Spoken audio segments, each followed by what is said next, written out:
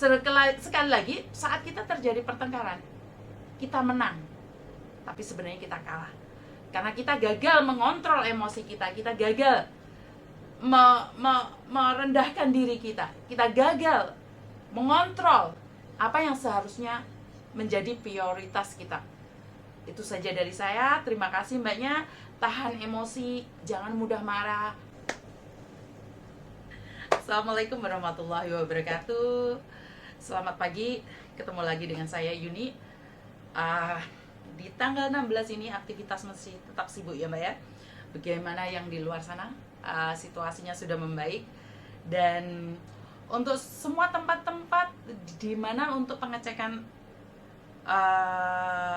swab dari pemerintah itu banyak tempat longgar ya. Udah tidak separah 2 minggu yang lalu, tidak separah saat saya juga terkena corona ya.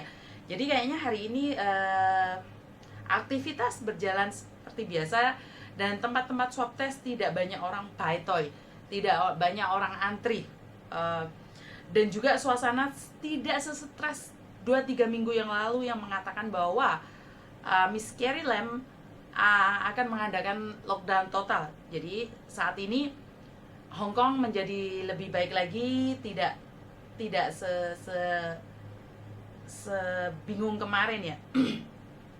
Dan ini punya nilai bagus buat mbak-mbaknya yang di luar, yang sebentar lagi finish kontrak, yang ada pada bulan 4, bulan 5, bulan 6. Jadi mbaknya punya peluang untuk cari majikan, punya peluang untuk keluar, karena sekarang situasi lebih aman, lebih stabil ya. Tapi saya cuman sekali lagi mengingatkan, jangan lebih dari 2 orang. Jadi selingkuh masih dilarang untuk saat ini ya. Selingkuh masih dilarang sampai saat ini. Apalagi bertiga, berempat ya. Saya cuman mengingatkan berkali-kali bahwa tolong taatin peraturan dan jangan mencoba mengatakan bahwa tidak apa-apa, nggak apa-apa. Jadi sebenarnya saat kita berbicara nggak apa-apa, saat terjadi apa-apa, kita sendiri yang menanggung apa adanya. Itu pesan saya buat mbak-mbaknya, jangan selingkuh, karena memang di Hong Kong selingkuh masih dilarang. Dan yang kedua, tentang plan break kontrak ataupun yang udah di interminate. Yang kalau di interminate nggak ada pilihan ya, karena majikan yang nggak mau. Tapi yang plan break kontrak sebaiknya tahan mbak. Kayaknya saya udah berkata beribu kali, beratus-ratus kali ya, bahwa kalau break kontrak resikonya 98%, 75%, 75-98% ditolak. Saya sudah ngomong berkali-kali, contohnya saya sudah kasih tahu, tapi mbaknya masih bilang nggak kuat, saya nggak kuat. Saya tidak mengatakan bahwa mbaknya sekarang itu tidak mau, susah sedikit aja udah nggak mau gitu, susah sedikit aja udah putus asa gitu. Jadi saya merasa bahwa akhir-akhir ini kita lebih fokus pada masalah mbak ya. Sebenarnya bukan cuma Anda, saya pribadi punya banyak masalah di mana kadang-kadang saya juga nggak bisa handle karena tekanan pekerjaan itu semakin tidak karuan ya. Jadi dari majikan, dari bos, dari college, dari teman sekerja, ataupun dari mbak-mbaknya saya saja juga.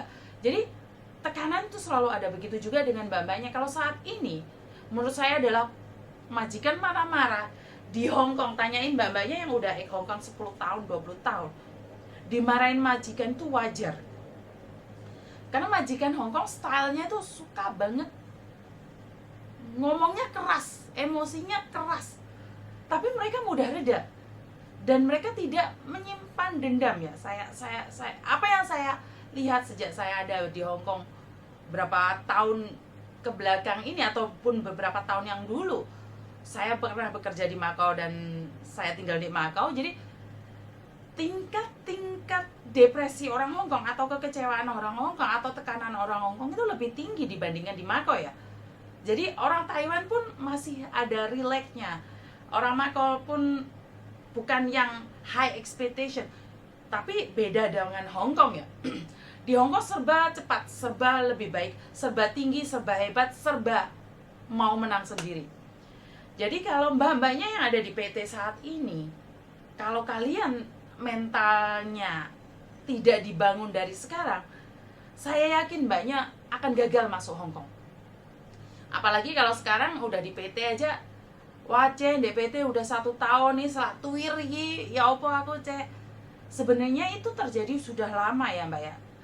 Hidup butuh proses, hidup butuh proses, itu yang selalu saya katakan. Kenapa? Tanpa proses kalian jadi instan, itu sengsaranya lebih parah mbak. Jadi yang saya ingin katakan, zaman dulu masuk PT itu 1 tahun 2 tahun itu kayaknya udah wajar ya. Kalau terbang cepet katanya pulangnya cepet. Jadi maksudnya nggak sebelum finish kontrak udah dibalikin sama majikan. Dan itu orang-orang zaman dulu itu nggak apa-apa gitu loh.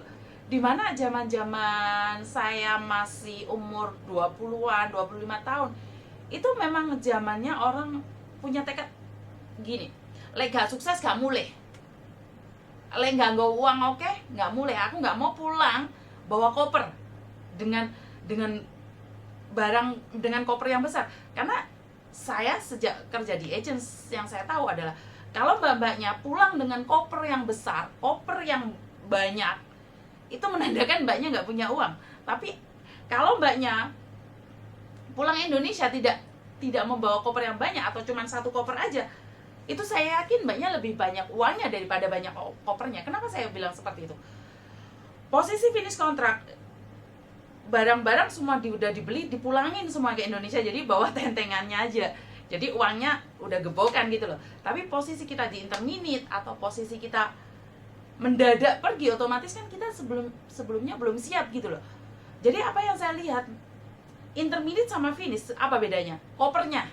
Kalau finish kan pelan-pelan bawanya, udah sebelum 2 tahun udah siap-siap mau pergi, bawa semua keluar dari rumah majikan. Kalau di interminute kan mendadak, jadi ada 10 koper. Sampai ada majikan bilang, wah ini bukan ngejeng cece ini, ngejeng lopan ini, karena kopernya lebih banyak daripada koper majikan. Itu sekali lagi, proses untuk menjadi hebat itu bukan kita yang mudah putus asa. Kena badai sedikit aja udah jatuh, kena badai sedikit udah jatuh. Jadi sekali lagi buat mbak-mbaknya yang punya plan ngebreak, kalaupun kalian ngebreak, kalaupun kalian dapat majikan baru, apakah bisa menjanjikan majikanmu baru itu lebih baik dari kemarin? Tidak. Kenapa saya bilang tidak? Karena kalau kita tidak merubah diri kita, sebenarnya kita tidak bisa merubah orang lain. Karakter orang lain tidak bisa dirubah. Kenapa Mas Andrew sempat menanyakan, kenapa kamu masih bertahan kerja di Bandung dengan segala ujian, dengan segala bebannya? Karena saya ingin bilang pada diri saya tidak akan bisa merubah keadaan, saya tidak akan bisa merubah dengan nama seseorang kalau kita sendiri tidak berubah. Jadi saya walaupun udah pengalaman 12 tahun di salah satu agent, itu pengalaman itu tidak saya bisa bawa ke Bandung ya. Cuman ada sedikit pengalaman yang bagus saya akan ambil, saya akan berikan pada Bandung. Tapi bukan semua pengalaman itu bisa masuk ke Bandung. Begitu juga dengan mbak-mbaknya. Kalau mbak-mbaknya ada 10 tahun sama satu majikan dan pindah lagi ke majikan lain, bukan jaminan mbaknya pasti cocok dengan majikan yang baru. Apalagi mbaknya nggak punya pengalaman. Jadi kalau mbaknya nggak punya pengalaman sama sekali, kalau mbaknya nggak ada perjuangannya, gimana mbaknya bisa melangkah 1 step? Jadi di sini saya ingin tekankan bahwa kemanapun kamu pergi, kemanapun kamu mencari, kalau kamu nggak pernah finish 1 step, kamu akan tetap di level yang sama. Jadi kalau mbaknya tidak pernah ada di step itu, untuk naik 1 tingkat mbaknya nggak bisa melalui, kamu pergi di tempat lain pun sama mbak, levelmu tetap segitu. Jadi kamu nggak bisa upgrade dirimu sendiri. Udah tahu nggak bisa bahasa, dimarahin majikan, ngebreak, nggak apa-apa cari majikan lain. Iya pasti bisa, cuman visa kan nggak bisa keluar, itu satu. Yang kedua, kalaupun visa bisa keluar di majikan berikutnya, apakah jaminan majikan itu baik? Tidak. Jadi sekali lagi, kalau sudah ada di Hong Kong dan majikan tidak memukul, majikan tetap memberikan hak-hak kita, punya tempat tidur ataupun layak makan atau tetap dapat gaji, saya rasa jangan dikomplain dulu, stay there first. Tetap di situ, bertahan di situ. Kecuali pelecehan seksual, pemukulan, tidak dikasih makan, tidak dikasih gaji, tidak dikasih libur, kalian boleh komplain ya dalam hal-hal tertentu. Tapi kalau cuman dimarahin majikan, ini mbaknya ada yang bilang, "Ceh, itu udah makan aku dimarahin majikan." Jadi intinya mbak-mbaknya udah paham bahwa sebenarnya memang udah logatnya orang Hongkong, marah. Orang Hongkong itu kayaknya sudah biasa dengan nada-nada tinggi ya. Jadi sekali lagi bukan berarti majikan itu lagi nggak suka sama mbaknya, tidak.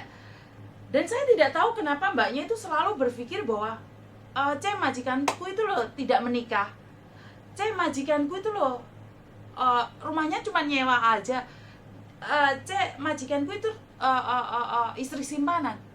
Dan sekali lagi, apa hak kalian tahu tentang semua itu? Dan kalaupun itu benar yang Anda katakan, apakah ngefek dengan pekerjaan Anda? Tidak kan? Sekali lagi, kalau mbaknya nggak pingin dianggap rendah seseorang, jangan menganggap rendah seseorang juga. Jadi sebenarnya kadang-kadang kalian, mbak-mbaknya itu lebih suka bilang, kalau majikanku nggak punya uang, kenapa harus ngejeng aku? Selagi majikan memenuhi kebutuhan kalian dan memberikan gaji, saya rasa kalian tidak ada hak untuk mengatakan bahwa "Lei mou qin saya ceng cece". Aku selalu dengar cecenya itu feedback kayak gitu jawab majikan, "Lei mou qin saya ceng cece ya". Oh, cece lah, oh mco lah. Jadi nada-nada seperti itu adalah nada-nada menantang. Dan jangan lupa, kadang-kadang kalau orang Hongkong ditantang, dia akan bilang, "Ho, le cawa, liga cawa". Dan siapa yang rugi saat kita emosi? Kita pribadi, karena kita nggak bisa cari majikan. Sekali lagi, majikan telepon imigrasi dan semuanya selesai. Dan siapa yang kalah? Siapa yang menang dalam sebuah pertengkaran? Menurut saya saat terjadi pertengkaran, kedua-duanya kalah. Tidak ada yang menang. Kalau mbaknya menang karena mbaknya bisa dapat gaji dan pergi dari rumah situ secara langsung, menurut saya mbaknya juga kalah. Kalau majikan mengusir Anda dan majikan memberikan hadiah, dia juga kalah. Karena saat itu dia juga tidak bisa berpikir bahwa tidak ada orang yang bisa menggantikan mbaknya itu dalam waktu 1 jam. Kalaupun ada, belum tentu lebih baik dari mbaknya juga. Begitu juga dengan mbaknya. Kalaupun mbaknya menang, tapi kalah. Sekali lagi, saat kita terjadi pertengkaran, kita menang. Kalaupun sama-sama mengeluarkan kata-kata, kenapa kita tidak lebih baik mengatakan yang lebih baik? Kenapa kalau sama-sama keluar dari mulut kita, kenapa kita harus menyakiti? Itu aja pesan dari saya. Wassalamualaikum warahmatullahi wabarakatuh. Sampai jumpa di hari berikutnya dan stay safe.